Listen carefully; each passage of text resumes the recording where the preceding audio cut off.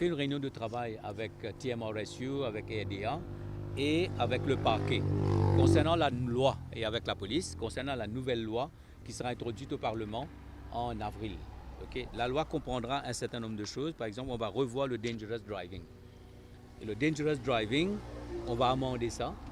Et il y a bien sûr la sentence, mais au moment où il y a eu dangerous driving, au moment où la police va aller en cours, la police va demander une suspension du permis. Ça veut dire pour dangerous driving. Et c'est la cour qui va décider. Parce qu'il y a un jugement.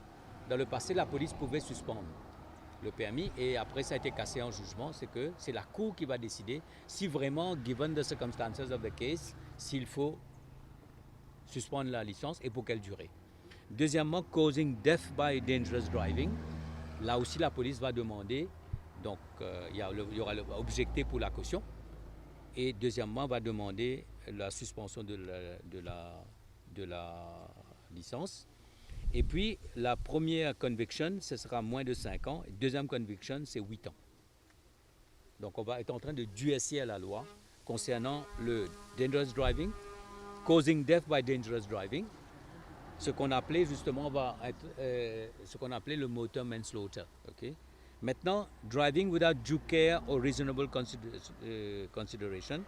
Et ça, on va donc voir un peu toutes les zones où effectivement les conducteurs vont se retrouver dans cette condition-là.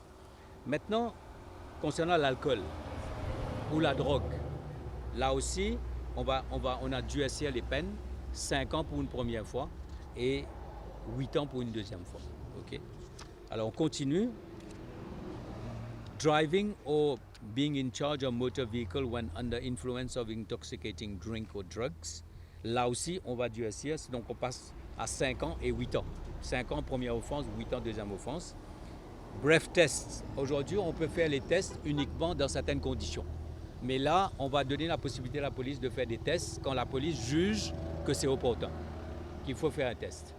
Et l'autre, ce qui est important, c'est detention of persons affected by alcohol et drugs. Aujourd'hui, quand quelqu'un a un taux d'alcoolémie qui est élevé, la police l'emmène à la station et demande à quelqu'un de venir le chercher. Il va passer la nuit en cellule.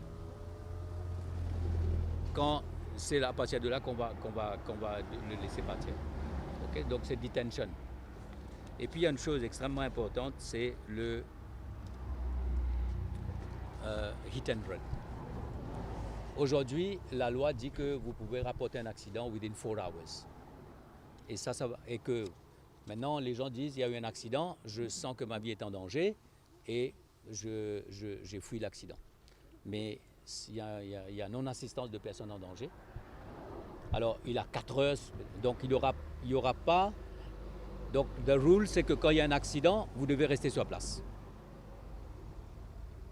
Si vraiment vous sentez que votre vie est en danger, vous avez 1 heure pour déclarer l'accident. Et il faut déclarer à la station la plus proche.